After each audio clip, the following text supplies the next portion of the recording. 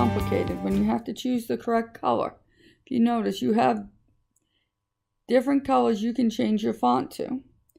Each color is very specific.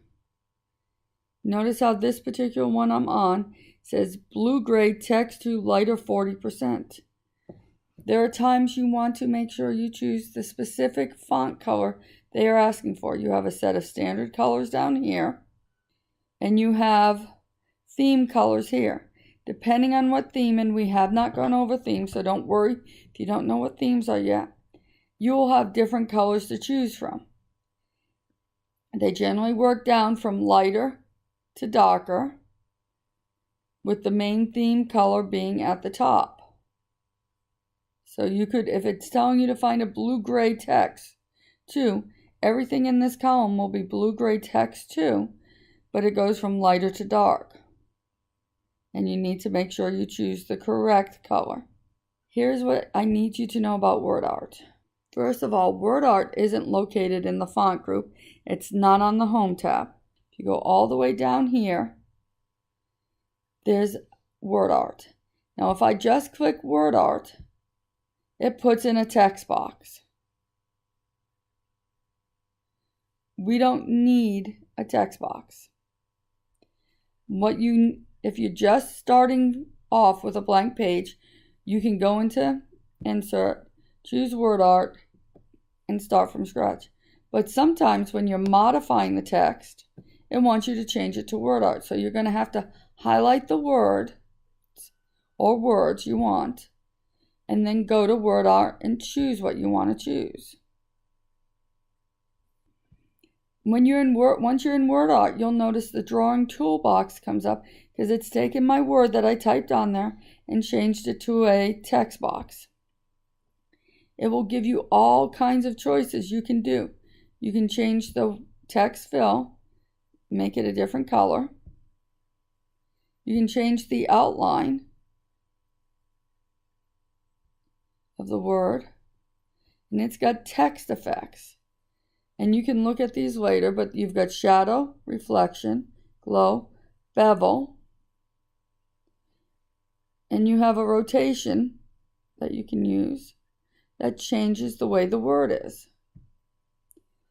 So the biggest thing to remember when using WordArt is that you have to highlight. If you are altering words to be WordArt, you have to have them highlighted. If you just go in and click somewhere and go to Insert WordArt,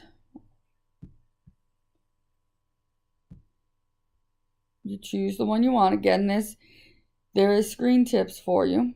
You choose the one you want. It's just going to put a text box over your words. You have to make sure you highlight what you're using. We've touched on text effects a little bit. In the font tool group, you have something similar to what I just showed you in WordArt. It has some of your word art here, if you wanted to add word art. You can outline a word without being in WordArt, which means you can add words behind it. You can change the weight of your outline. You have a lot of things you can do. It's this little open A. You can add a glow to it, reflections. So you can change your text with your text effects, which is right here. There's a little down arrow. Underline styles. When you go into underline, here, if you notice, there are more styles. Each style will tell you what it is. You also have more underlines. It brings up the font text dialog box. And you can click whichever underline style you want. Notice how I chose words only, and it underlined only the words. Now, if you notice up here, I made a mistake. I didn't get the whole word colored.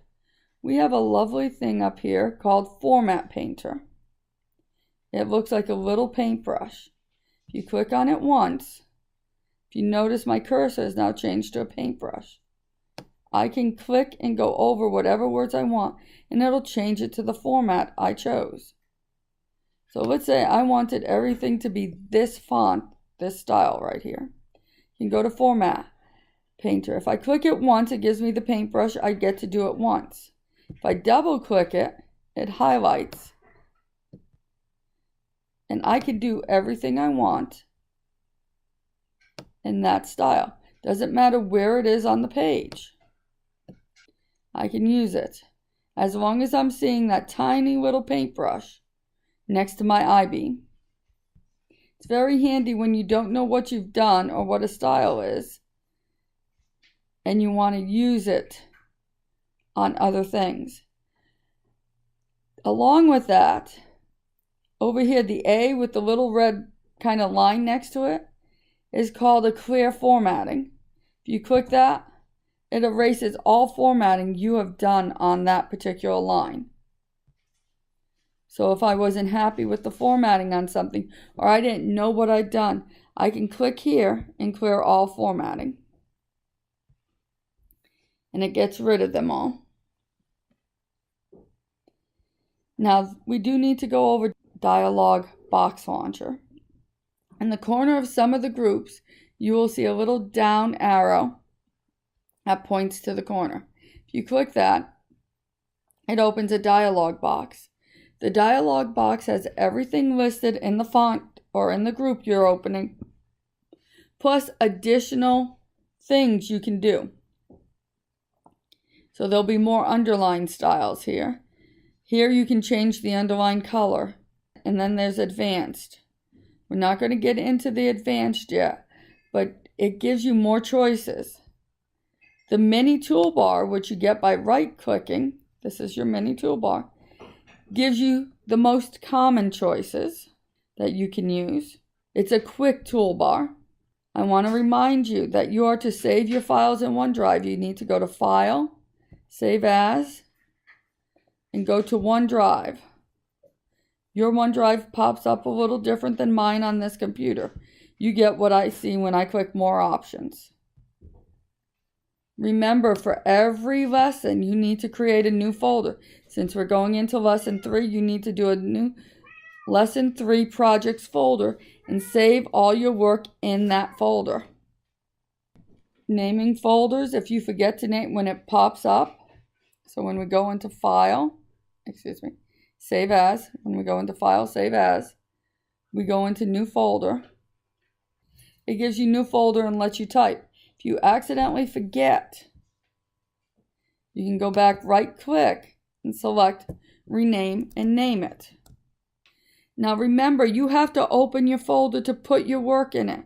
I've noticed a lot of you creating the folder, but then you just click out of the folder or do something, and you don't actually open. You should click Open. And if you notice, up here I see Lesson 3 Projects, the folder I just created, and then Save. Don't forget to turn in your homework. Have a good evening.